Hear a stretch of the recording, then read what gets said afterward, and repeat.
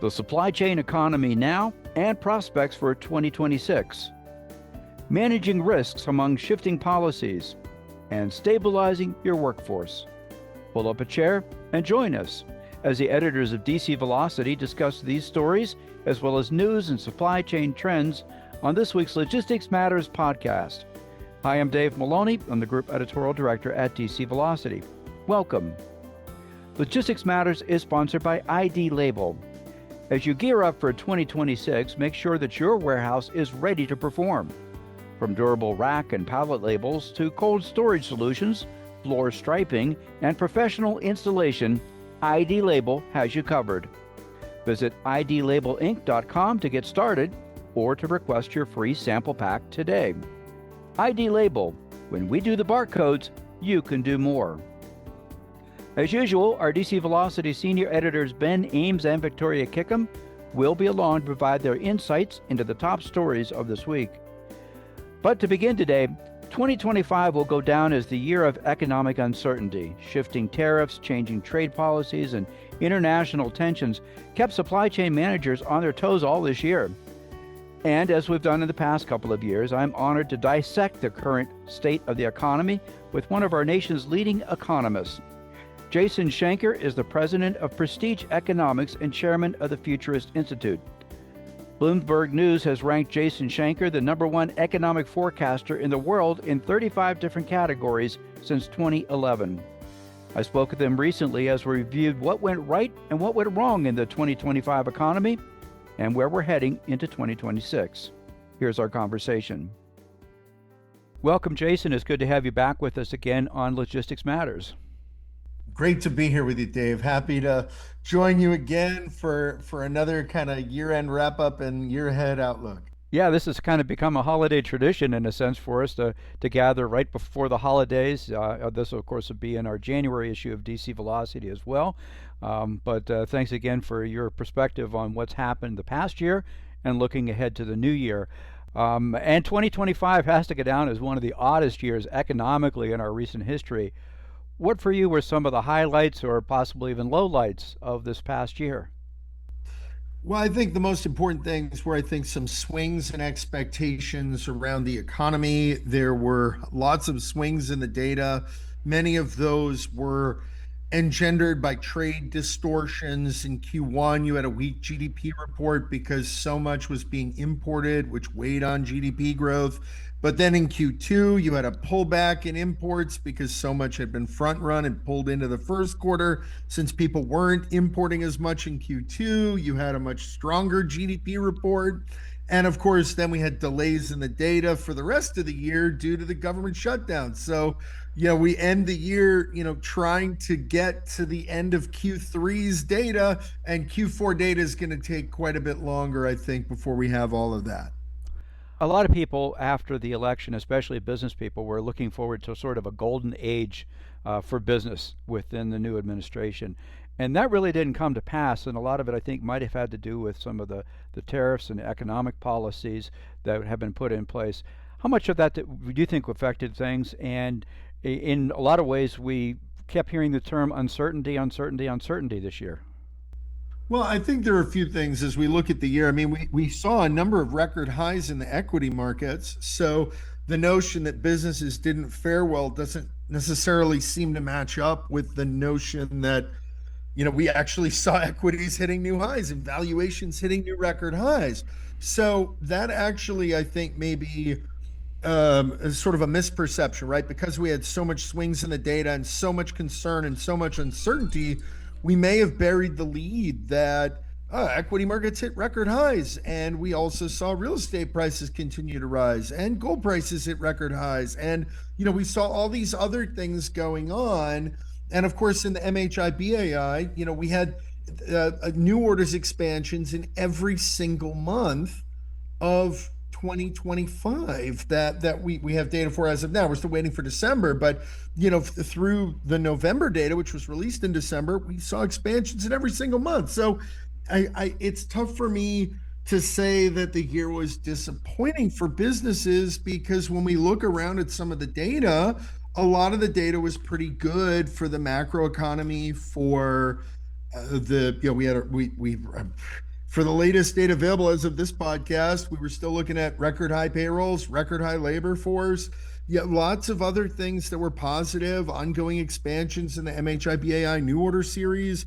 Those things tend to tell that the year actually was pretty good. It might not feel good because there were so many fits and starts around uncertainty of tariffs and trade policy, and of course, these sort of lurking, growing risks of geopolitical conflict and the risk of kinetic conflict with China over Taiwan. I think those things make it not feel so good. But if we look objectively at the numbers, the data that we have now, it looks like a lot of businesses actually had a pretty good year. I know that's not true for all businesses, and some businesses had very tough years. And some of that is probably due to the fact that interest rates have been kind of sticky and slow to come down because inflation's been a little bit sticky. But as we look ahead, there is some hope that we might see some further easing of interest rates, and that might provide a bigger boost to growth in the year ahead. Why do you think there is a disconnect? You mentioned the stock market and equities and gold and so many other these other areas of the economy did very well, but yet people aren't feeling it. Is it just because of the uncertainty, the tariffs, pricing? Why is there that disconnect to where consumer sentiment and other factors are not feeling the good times? I think the biggest thing on the consumer sentiment side really is the uncertainty around policy. People are used to having administrations that are process focused, that are going to be very predictable. The Trump administration, in my personal opinion, is focused on outcomes. And one of the most important outcomes is to strengthen the US economically, to provide conflict deterrence, to provide pressure on China, to prevent an outbreak of actual war with China over Taiwan in the next couple of years. I think that is the goal. And the process has been very staccato. And we see that around the tariffs and the trade. And a lot of that seems to have been about transshipments. And if you look at the executive order from the end of July, you see in the third clause in that executive order, this is about transshipments.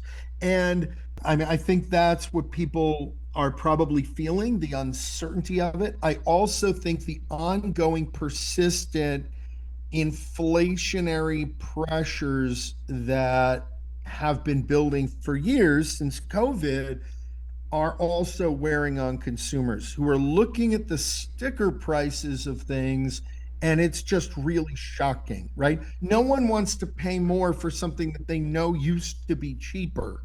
And that is something that consumers are grappling with, right? Groceries are more expensive and they keep getting more expensive. Healthcare, health insurance, all these things, rent, right? All these things, the inflationary pressures are there. By the way, if we look at the CPI report, as of the latest data, core goods excluding food and energy, that's the stuff that you'd think tariffs would impact, are up 1.5% year on year. But when we look at the core services, they're up 3.5% year on year. So the inflationary pressures right now with core goods, so goods excluding food and energy, they're up year on year in September 1.5%. That's below the Fed's 2% target. But yet total core inflation is 3, and that's because core services are up 3.5. That's, healthcare is up 4%.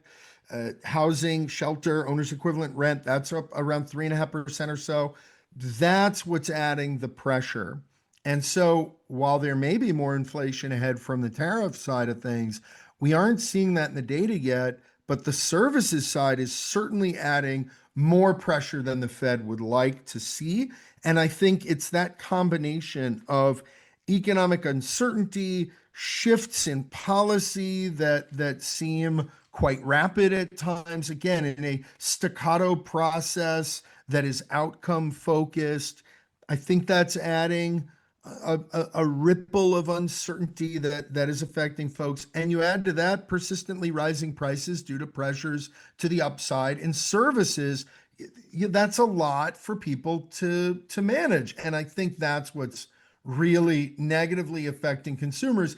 even if we look objectively at aggregate economic wealth, like, how do you determine wealth in the economy? Oh, it's the value of the properties and it's the value of stocks and businesses, and right? Like all of that stuff is up, but Hmm. people don't feel good because the cost of things are up and the uncertainty still, things seem very unpredictable at times. Right. You had mentioned, of course, the tariffs and a lot of front loading was done through even the holiday merchandise that we're burning through or just have burned through in the last couple of months. Will we see more of an effect from the tariffs once people begin to reorder those goods that will now be tariffed? Yeah, I think we could see some more inflationary pressure on the goods side. We're beginning to see a little bit more pressure in the PPI report, although the PPI, which is a measure of wholesale inflation, still shows wholesale goods inflation. It was still relatively benign in September. Again, we're missing months of data that we normally would have by this time. But if we look at the data that we currently have available, again, September, that's a number of months since we started seeing these tariffs roll out. Goods inflation, final PPI goods is up 3.3% year on year. And 3.3, that's still pretty benign. You might remember in the wake of the Russian war on Ukraine, at one point it was up 17.9% year on year.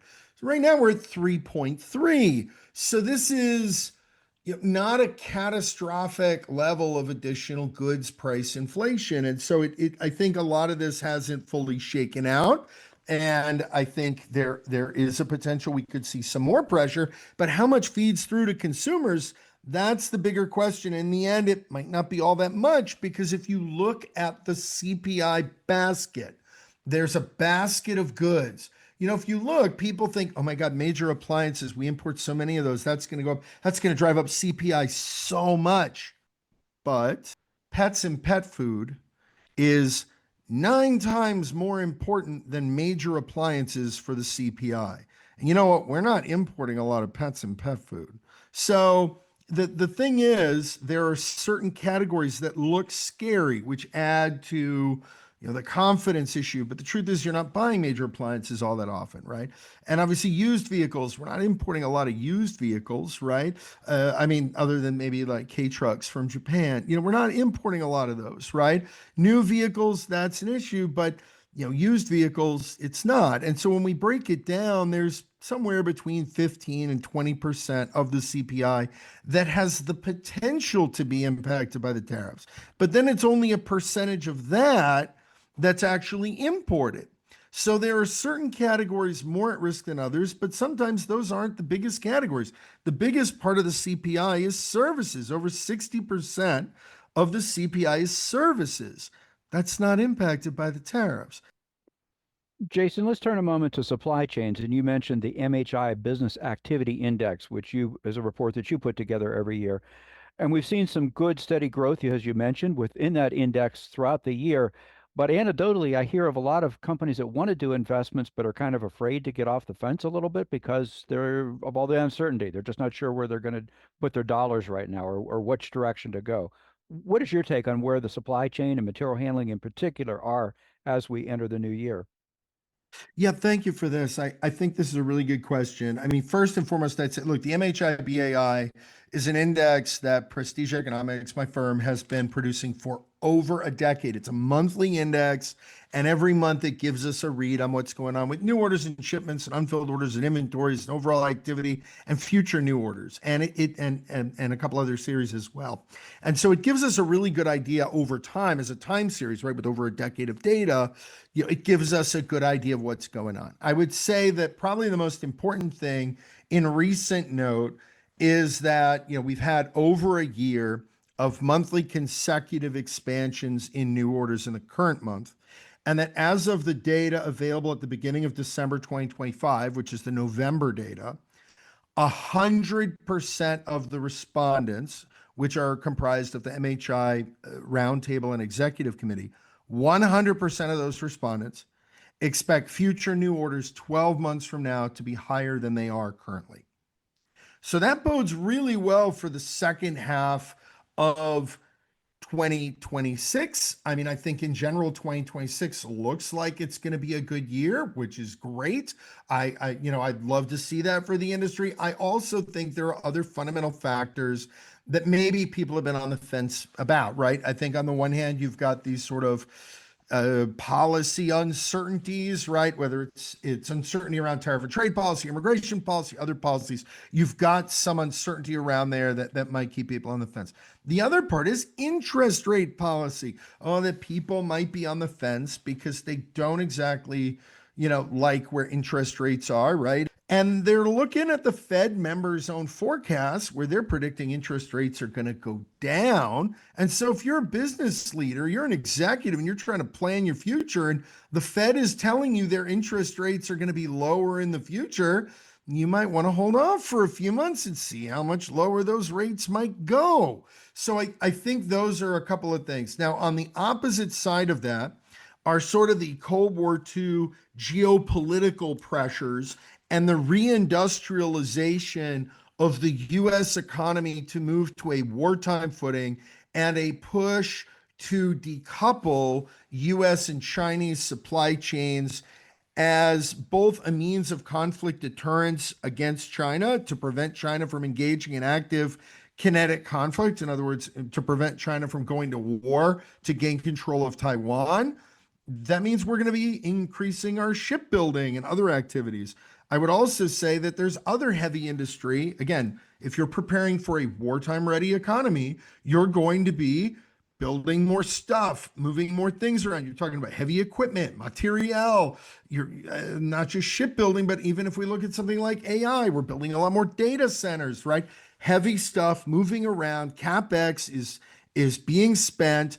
And so looking at the year ahead and looking at supply chain and looking at material handling, I see opportunities in the year ahead because these are big, big pieces that are moving. You've got a lot of companies looking at getting their manufacturing out of China. They don't want to get caught on the wrong side of a falling technological iron curtain. You've got a lot of companies that are looking at the AI boom. And then you also have this reindustrialization of the US economy for a wartime ready footing. And that's also driving additional demand for heavy industry and other sectors that are likely to be quite positive for material handling. So, and that's kind of where we're at. And I think that if we're preparing for those kinds of dynamics, again, in concert with falling interest rates and an AI boom and all this other stuff going on, I see tremendous potential for the year ahead. You mentioned Cold War II, and of course, that's the title of a book that you have published earlier this year. And you also have another book out called The Future After AI, both very relevant topics. Can you talk a little bit about what you're trying to relay in those books? Yeah, thank you very much, Dave. Cold War II is a book I've been working on for a number of years. I've talked extensively about this topic to MHI and other groups. In fact, I successfully trademarked the term Cold War II in 2022 because of some work and research and speeches I was giving to MHI in 2021. So this is something I've been working on for a long time, and I contributed to a Pentagon report in 2020 on supply chain related topics and looking at the geopolitical tensions with China. I'd also contributed to a book peer reviewed for National Intelligence University, the shorthand of which is Grad School for Spies, on related topics, looking at supply chains in the wake of COVID and the potential future decoupling from China. All of these things are topics I've been working on for a while. The idea of Cold War II is that probably the biggest challenge of this century will be the geopolitical tensions around the China question. And the China question is, how do you resolve China's propensity towards economic, political, and military hegemony over Asia?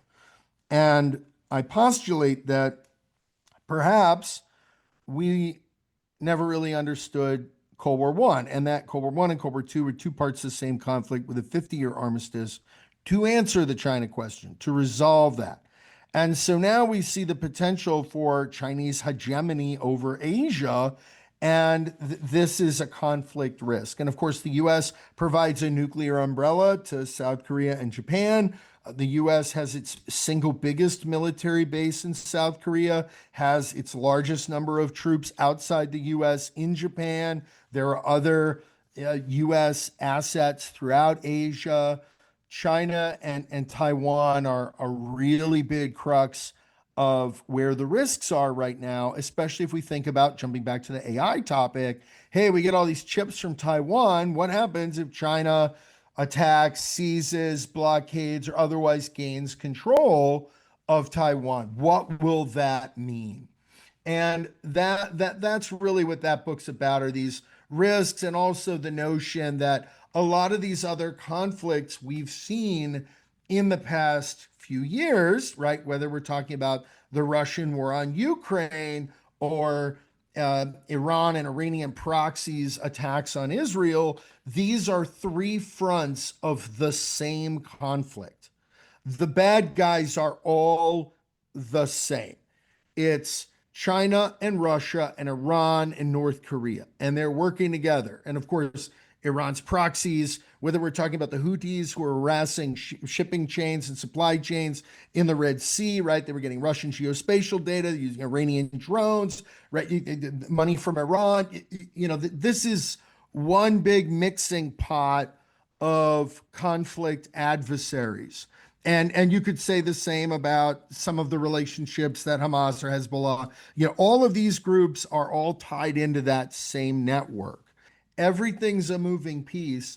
And I think that's part of the reason we see such oftentimes rapid changes in communication and policy out of the White House, is because this is an evolving, dynamic situation, and the stakes are extremely high.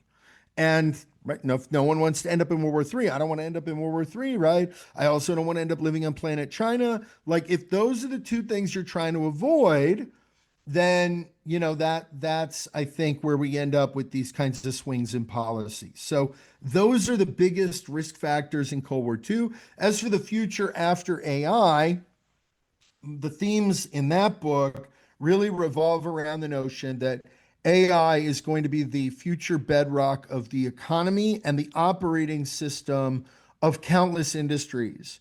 And because of that, we're probably going to stop talking about it in the not too distant future. We know its use case. We know its value. We know that AI is a massive productivity booster. And just like the internet or computers, the combustion engine, electricity, or running water, we're going to stop talking about this marvel, this wonder, because we're just going to assume it's everywhere. And so we're the future of AI, future after AI, is that we're going to stop talking about it. So it's going to be It's very just assumed, of commonplace. course. Right. It's commonplace. The same way, if you started a business and you're like, I have a website now, no one is going to be, wow, you have a website. Of course you have a website, right? Of course, like, I have a car, it has a combustion engine. Of course you do. My house has electricity. Yeah, right? Like, that's how we're going to look at, oh, my company uses AI. Yeah, like, of course, right? So in the same way that I work in finance and I use digital spreadsheets, yeah, of course you do, right? That's assumed. So this is where we end up, right? That the future after AI is one in which, everything is sort of AI invisible and AI is assumed and really taken for granted because it's just so essential as the new global operating system. Right. Makes a lot of sense. Jason, if you could sum up 2026 of what you think it will be economically in just one or two words, what would those words be? I am cautiously optimistic for 2026. I think we're going to see a little bit lower rates still. I think we're going to see the dollar probably weaken a little further with those lower rates. I think we're going to see some more business investment. I think there's going to be a bigger focus on still continued investments in AI, in defense, other heavy industry, shipbuilding. And I think you're going to see reshoring as companies accelerate their move out of China back into the US, or friendshoring to other countries. but I think you're going to see a lot of activity that could asymmetrically benefit material handling and supply chain businesses. So I'm cautiously optimistic for the year ahead. I know there are risks. Payroll gains have slowed, inflation rates remain elevated, and interest rates remain elevated. And there are other like longer term risks, and I see those. But I think the productivity benefits around AI, I think the push to continue to strengthen the US economy as a form of conflict deterrence, I think those factors bode well for the year ahead, and I'm cautiously optimistic. And I'll be cautiously optimistic along with you. We've been talking with Jason Schenker. He's the president and chief economist of Prestige Economics. Always a pleasure, my friend. Thank you again for being with us. Thank you, Dave. Happy to be with you. And wishing all your viewers best year ever in 2026. Now let's take a look at some of the other supply chain news from the week. And sticking to the economic themes, Victoria, you wrote this week about managing risk based on a survey of executives from Fortune 500 companies. What keeps them up at night? Well, quite a bit these days. So when it comes to managing risk in the new year, companies can expect much of the same as we've seen this year. This is according to a recent report from risk and claims administration company Sedgwick. The report examines risks across a range of industries, and it really aims to help companies sort of navigate evolving trends. Sedgwick analyzed responses from 300 Fortune 500 executives from the United States, Canada, and the United Kingdom for the report. And they called out some supply chain risks that will sound familiar. Shifting trade policies and cyber threats are two of the biggest issues. 2/3 of executives surveyed said that recent U.S. trade policies have negatively affected their business, with just 3% of executives saying they've seen a positive impact from those policies, just to give a sample of the findings. That's interesting. And you mentioned cyber threats. What did the report say specifically about that? Yeah, well, nearly 40% of respondents flagged cybersecurity as a structural supply chain vulnerability. Now, this didn't surprise me because this past fall I came across another study predicting that logistics companies in particular will prioritize digitalization in the year ahead. But that study, which was done by a logistics technology platform called Ontegos Cloud, found that cybersecurity investment is lacking in those digitalization efforts. Just 11% of companies that they surveyed cited cybersecurity and compliance as investment priorities, for example. So I think this makes sense that this issue continues to be a top concern among executives. The Sedgwick report also found that the economy and geopolitics will continue to affect supply chains in the year ahead. 65% of those Fortune 500 executives polled listed economic and geopolitical volatility as a primary supply chain concern heading into the new year. The answer to all of this, of course, is resilience and planning, something that supply chain leaders say they have been focused on since the COVID years. Sedgwick's CEO Mike Arbour put it this way in a statement about the report. He said, navigating risk in 2026 is about planning for what you don't know is coming, not just what keeps you up at night right now. And this report is all about sort of outlining some of those things that may be coming down the road. That makes a lot of sense. And I guess the tactics that were used at one time to manage maybe your father's supply chains are not going to work now.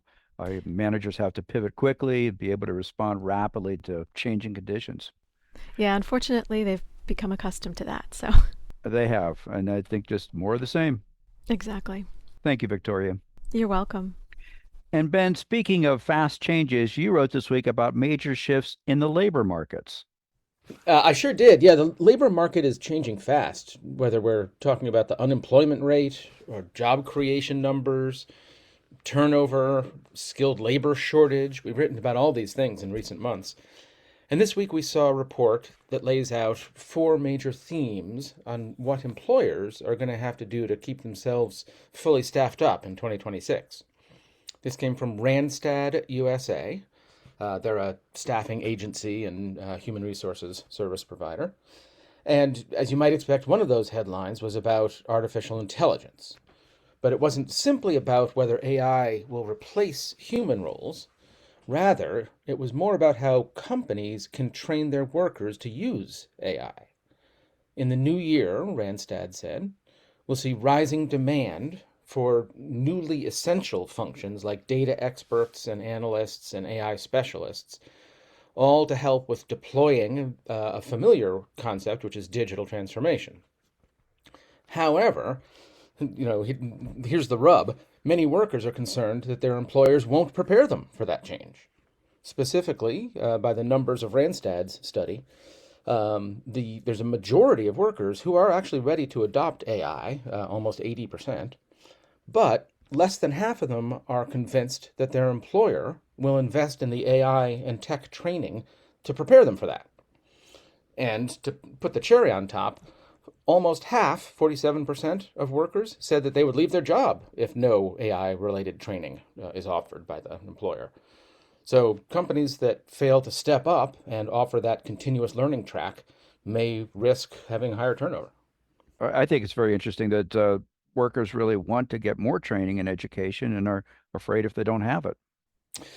They definitely do, and this is something I think that's sort of typical of the 2020s here. It's something that definitely that's a trend that we're going to see, and that's the speed of technology developing.